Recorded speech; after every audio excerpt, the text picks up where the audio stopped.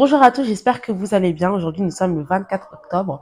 On se retrouve pour un nouvel épisode des Cieux ouverts avec pour thème Faites une pause. Le verset de mémoire est du livre de Psaume 23:2. Avant de le lire, prions. Seigneur, Père éternel, nous voulons te dire merci. Merci pour ce moment. Merci pour une nouvelle occasion de pouvoir apprendre. Et c'est pourquoi alors que nous venons devant toi, Seigneur, en ce jour, viens nous parler. Permets que nous puissions entendre, permets que nous puissions voir, comprendre, Seigneur, ces choses que tu souhaites nous enseigner, de sorte à perfectionner notre vie chrétienne, Seigneur, dans le nom de Jésus. Merci pour ce que tu as déjà fait, merci pour ce que tu es en train de faire, merci pour ce que tu feras. Accepte, Seigneur, mes remerciements et pour toutes les personnes qui entendront ce message, qu'elles soient bénies dans le nom de Jésus. Comme je vous disais, notre thème pour rappel d'aujourd'hui est Faites une pause. Notre verset de mémoire est tiré du livre de Psaume 23:2. La parole nous dit, il me fait reposer dans de verts pâturages, il me dirige près des eaux paisibles. Que l'Éternel bénisse la lecture de sa parole. Et pour ceux qui participent à la lecture quotidienne, nos versets aujourd'hui sont tirés du livre de Genèse 2:2 à 3. Je vous encourage à le lire dans votre temps libre. Alors, par rapport au repos, un exemple concret finalement, un exemple assez familier de tous, c'est que Dieu s'est reposé. Dieu s'est reposé le 7e jour. Et à travers le fait que Dieu s'est reposé, nous enseigne en tant qu'être humain que nous aussi nous avons besoin de repos. Si Dieu s'est reposé, à combien plus forte raison nous, en tant qu'être humain, qui travaillons, qui avons quand même un rythme, certains soutenu, d'autres non, mais qui travaillent, nous travaillons tous d'une certaine manière, avons-nous besoin de repos? Donc vraiment, à travers ce premier exemple, on comprend l'importance de se reposer. Donc nous avons tous besoin de faire une pause de temps en temps afin d'être plus efficace. Ce n'est pas seulement une question d'efficacité, finalement. Je pense que le repos, c'est d'abord, avant tout, quelque chose qui aide, qui améliore notre vie, notre rythme de vie. C'est quelque chose qui également est bénéfique à notre santé. Donc certes, il y a cet avantage-là à ce que lorsque nous nous reposons, nous sommes plus efficaces, nous sommes plus productifs, mais ça a également une forte répercussion, sur notre vie de tous les jours, sur notre productivité, sur notre vie sociale également, parce que je pense que les personnes qui n'arrivent pas à se reposer, malheureusement, ou ne prennent pas forcément le temps de se reposer, cela peut déteindre sur leur vie sociale. Donc ceci sont les choses à considérer lorsque nous parlons de repos, finalement, car ça a déteint sur beaucoup de choses, euh, des choses importantes ou non, dépendamment de ce que c'est. Mais en tout cas, ça a un impact, en tout cas, sur notre vie. Beaucoup s'efforcent à la tâche, ne font pas de pause et ne prennent aucune vacances. Et cela a une répercussion, une incidence directe sur leur efficacité, voire même sur leur santé. Donc c'est ce que je disais. C'est vrai qu'il y a des personnes qui se tuent à la tâche, qui travaillent énormément. Et je peux comprendre que nous sommes dans une société où même le salaire que nous touchons parfois n'est même pas assez pour pouvoir se revenir à nos besoins. Donc nous avons besoin de travailler davantage, nous avons besoin pour certains, travailler plus, pour d'autres, avoir un deuxième travail pour pouvoir vraiment subvenir à leurs besoins, voire même aux besoins de leur famille. Je conçois cela, mais je pense qu'il est aussi nécessaire d'être équilibré, dans le sens où c'est bien de travailler, c'est bien de se faire de l'argent pour pouvoir subvenir à ses besoins, aux besoins de sa famille, mais c'est également important de se reposer. Parce que au fur et à mesure du temps, peut-être que une personne qui travaille comme ça constamment, peut-être elle ne verra pas les répercussions sur sa santé, sur sa productivité, sur son efficacité.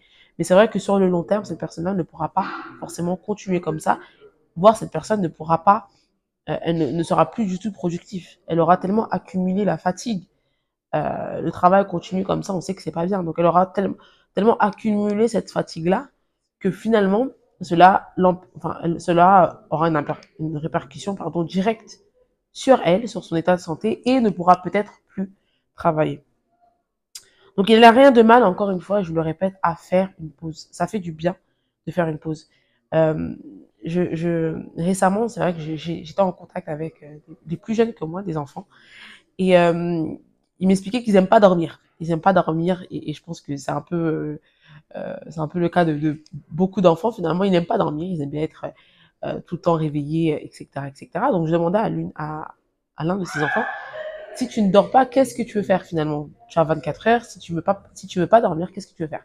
Elle m'expliquait justement les activités qu'elle allait faire si elle ne dormait pas, sans se rendre compte finalement de l'importance de dormir. Et c'est en grandissant, parce que je pense que moi aussi j'étais peut-être pareil à son âge-là, je ne comprenais pas pourquoi il fallait dormir. Je ne comprenais pas pourquoi on passait autant de temps à dormir. Cette fille-là m'a dit clairement que dormir, c'est perdre du temps. Et je pense il faut voir les choses différemment. Ce n'est pas perdre du temps, dormir vous aide justement à être plus efficace et comme je le dis, à être plus productif. Cela vous aide finalement dans votre vie de tous les jours. Et pour revenir à mon histoire et par rapport à cette fille-là, c'est vrai que moi je me disais là que c'est vrai qu'à cet âge-là, peut-être que j'étais également dans le même cas, je voulais pas dormir. Mais c'est en grandissant justement que je me rends compte de l'importance de me reposer. Si je peux vraiment créer ces moments-là où je me repose, honnêtement, j'en serais ravie. Donc c'est important vraiment de comprendre cela tôt, le fait de se reposer. Euh, et je vous encourage vraiment à prendre conscience de cela, que ça a un impact direct sur votre état de santé. Dans le livre de 1 roi 19, 1 à 8, on nous parle d'Élie dans ce livre. Et on peut voir également que même si nous pensons ne pas en avoir besoin, notre corps a besoin de repos. Sur le long terme, notre corps ne tiendra pas. En effet, à travers l'exemple de Lily, comme je l'ai cité dans le livre de 1 roi 19, 1 à 8, on peut voir qu'au final, c'est son corps l'a clairement lâché. Donc lui pensait ne pas avoir besoin de se reposer, comme beaucoup d'ailleurs, mais son corps finalement ne pouvait plus suivre. Donc n'attendez pas au moment où votre corps vous lâche pour prendre les mesures nécessaires pour vous reposer. Je pense qu'encore une fois, ça a à voir avec l'équilibre. Vous devez avoir cet équilibre-là qui vous permet de, au bon moment, prendre le repos dont vous avez besoin. Bien sûr, encore une fois, c'est simple à dire, surtout lorsque, enfin, pour des personnes qui sont peut-être parents, des personnes qui travaillent énormément, des personnes qui ont des postes à haute responsabilité, peut-être que voilà, c'est simple à dire, mais dur à faire, et je peux le concevoir. Mais encore une fois, êtes-vous prêt à sacrifier votre santé finalement pour tout ce que vous avez à faire d'autre? Je pense que l'une des choses les plus importantes, l'une des choses que nous devons considérer le plus, je pense que c'est notre santé. On dit souvent que on peut avoir l'argent, on peut avoir tout l'argent du monde, mais si on n'a pas la santé, finalement, même cet argent-là ne sert à rien. Et je partage vraiment cette idée-là, c'est que finalement, vous pouvez tout faire. Vous pouvez avoir toutes les maisons que vous voulez, les voitures que vous voulez, mais si vous n'avez pas la santé pour pouvoir même demeurer dans ces maisons-là, conduire les voitures que vous achetez, faire des activités, voyager, à quoi bon? Donc, la priorité ne doit pas forcément être sur ce que vous pouvez acquérir, sur ce que vous pouvez faire du temps que vous avez, mais plutôt de consacrer du temps à votre santé, à votre bien-être. Et on peut voir justement que à cause de ce manque de sommeil, finalement, certaines personnes sont frustrées. Certaines personnes sont désagréables. Donc, cela n'a pas seulement une influence finalement sur notre état de santé, ça a également une influence directe sur notre humeur. Les personnes sont vraiment, je pense qu'on peut le voir, surtout les Français, on est réputé pour être aigris. Et on peut voir justement que certaines personnes, par manque de sommeil, elles sont également aigries. Donc encore une fois, ne laissez pas le manque de sommeil agir sur vos humeurs. Il faut prendre le temps de se reposer, car prendre le temps de se reposer, finalement, c'est veiller à sa santé et aider sa productivité. Je répète, prendre le temps de se reposer, c'est veiller à sa santé et aider sa productivité. Soyez vraiment intentionnel vis-à-vis de votre repos. Comme de la même manière que vous êtes intentionnel vis-à-vis de votre marche chrétienne, par exemple, ou vis-à-vis de pour ceux qui pratiquent du sport, vous êtes intentionnel vis-à-vis de votre pratique d'un certain sport. Soyez également intentionnel vis-à-vis de votre repos. Prenez le temps de vous reposer. Je crois que, si je me trompe pas, je pense qu'il nous faut 8 heures de sommeil. Peut-être que c'est moins, étant donné que nous sommes plus âgés. Mais en tout cas, voilà, c'est autour de ces eaux-là. Donc faites en sorte de avoir finalement, excusez-moi, je suis un peu malade, d'avoir ces 8 heures de sommeil quotidienne pour être en forme. Prenez également des congés. Un autre conseil ici serait prendre des congés, partez en vacances, prenez quelques jours, allez voir votre famille, décrocher. Décrocher, quand je dis décrocher, c'est vraiment de se décrocher du travail. Certaines personnes, malgré le fait qu'elles ne sont pas au travail, amènent même leur travail à la maison. Et cela n'aide en rien. Cela n'aide en rien. Le but, c'est vraiment de décrocher. Lorsque vous êtes en vacances, vous êtes en vacances. Lorsque vous êtes en repos, vous êtes en repos. Voilà, décrochez de votre téléphone, décrochez. Voilà, même si les gens vous appellent, finalement, vous harcèlent. Votre priorité doit être votre santé, votre repos. Donc prenez le temps. Certains peut-être ne peuvent pas partir en voyage, ne peuvent pas faire de grandes vacances, mais vous pouvez quelques jours partir ailleurs, souffler. Vous avez la campagne, vous avez ces endroits isolés où vous pouvez vous rendre finalement pour pouvoir décompresser. Utilisez finalement tout ce qui se présente à vous, toutes les opportunités que vous avez autour de vous pour décrocher et partir prendre l'air. Il faut savoir un exemple concret, et c'est notre père spirituel qui nous partage ici.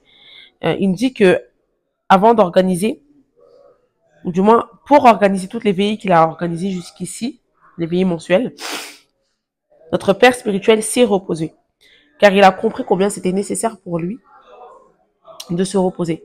C'est-à-dire qu'il n'allait pas de programme en programme, il n'organisait pas des programmes en programme sans considérer le repos. Vous pouvez être active, encore une fois, parce que lorsque je dis se reposer, je ne pousse pas à la paresse. Non. Vous pouvez être active, mais vous pouvez également prendre le temps de vous reposer comme notre père spirituel l'a fait. C'est-à-dire qu'il se repose avant chaque grand programme, car il trouve cela nécessaire. Donc oui, les programmes, c'est bien, les événements, c'est bien, le travail, c'est bien, etc., etc. Mais le repos également, c'est très important. Alors n'attendez pas un arrêt maladie pour vous reposer, car certains, oui, ont tellement poussé leur corps que finalement, ils attendent l'arrêt maladie pour se reposer. N'attendez pas cette extrémité avant de vous dire, bah, finalement, je dois me reposer. N'attendez pas un arrêt maladie. N'attendez pas qu'on vous l'écrive sur papier pour pouvoir prendre du temps pour vous. C'est important de considérer cela. Que ce soit pour prendre un jour par-ci, un jour par-là. Mais en tout cas, faites-le. Faites-le car c'est très important. Le point clé, je vais clôturer avec ça, nous dit, Dieu n'a pas créé votre corps pour travailler sans arrêt. Faites une pause de temps en temps. En effet, Dieu n'a pas créé votre corps pour travailler sans arrêt. Ici en France, ici en France et dans d'autres pays certainement, on voit même qu'il y a des jours de repos. Excusez-moi. On ne peut pas travailler 7 jours sur 7. Donc de la même manière, en tant que quelqu'un de sensé, finalement, quelqu'un qui a compris, qui a pris la conscience de l'importance du repos, faites en sorte de vous reposer. Ne travaillez pas sans arrêt. Et pour nous, les chrétiens, nous avons également ce jour-là, le jour du sabbat, où on doit se reposer. Un jour où vraiment on ne fait rien. Donc, la Bible également nous l'enseigne. J'espère que vous avez été bénis. Encore une fois, faites une pause, relâchez, soufflez. Voilà, vous n'avez pas été créé juste pour travailler. Travailler, c'est bien. Mais il faut également savoir faire la part des choses. Soyez bénis et à très vite.